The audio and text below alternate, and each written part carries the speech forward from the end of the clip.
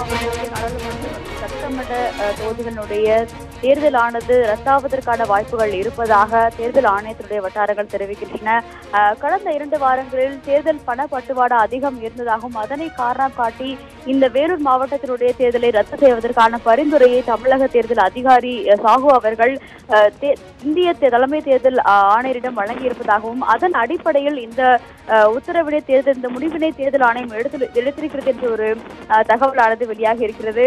குறிப்பாக வேலூர் நாடாளுமன்ற தொகுதி தவிர ஆம்பூர், குடியாத்தம் ஆகிய 2 சட்டமன்ற தொகுதிகளுக்கான தேர்தலையும் தேர்தல் ஆணையம் ரத்து செய்வதற்கான வாய்ப்புகள் மிக மிக அதிகம் இருப்பதாகவே பார்க்கப்படுகிறது. கிட்டத்தட்ட 11 கோடி ரூபாய் வரையிலான பணமானது இந்த தேர்தல் நேர பறக்கும் படை அதிகாரிகளால் கடந்த வாரம் கையகப்படுத்தப்பட்டது.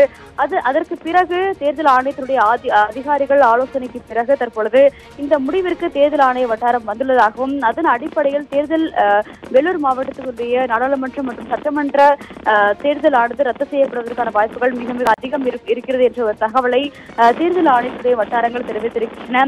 குறிப்பாக இந்த அறிவிப்பானது இன்று இரவு அல்லது நாளை காலைக்குள் வெளியாகுவதற்கான வாய்ப்புகள் அதிகம் இருக்கிறது என்ற ஒரு தகவலையும் தேர்தல் ஆணையத்துடைய அதிகாரிகள் தெரிவித்து வருகிறார்கள். கிட்டத்தட்ட அதாவது வேலூர் மாவட்டத்தில் மட்டும் கடந்த வாரம் தொடர்ச்சியாக 3 தினங்களாக நடைபெற்ற சோதனையின் பொழுது பல்வேறு அரசியல் பிரமுகர்களுடைய இல்லம் மற்றும் அவர்களுக்கு சொந்தமான நிறுவனங்களிடமிருந்து கிட்டத்தட்ட 11 கோடிக்கும் அதிகமான பணமானது அதாவது வருமான வரித்துறை மற்றும் தேர்தல் பறக்கும் படையினரால் கையகப்படுத்தப்பட்டது.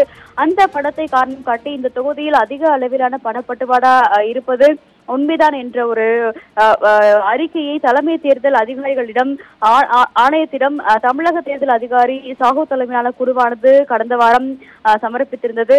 அந்த அறிக்கைகளின் அடிப்படையிலும் சமர்ப்பிக்கப்பட்ட அந்த மதிப்புகள் பணத்தினுடைய மதிப்புகள் அடிப்படையிலும் இந்த வேலூர் மாவட்டத்தினுடைய தேர்தலை ரத்து செய்ய வேண்டும் என்ற ஒரு கோரிக்கையை தமிழகத்தினுடைய தேர்தல் அதிகாரி முன்வைத்ததாகவும் அதன் அடிப்படையில் தற்பொழுது இந்த தேர்தலை ரத்து செய்கிறோம் என்ற ஒரு முடிவிற்கு இந்திய தேர்தல் ஆணையமானது வந்திருக்கிறது என்ற ஒரு தகவலும் தற்பொழுது வெளியாகி இருக்கின்றது.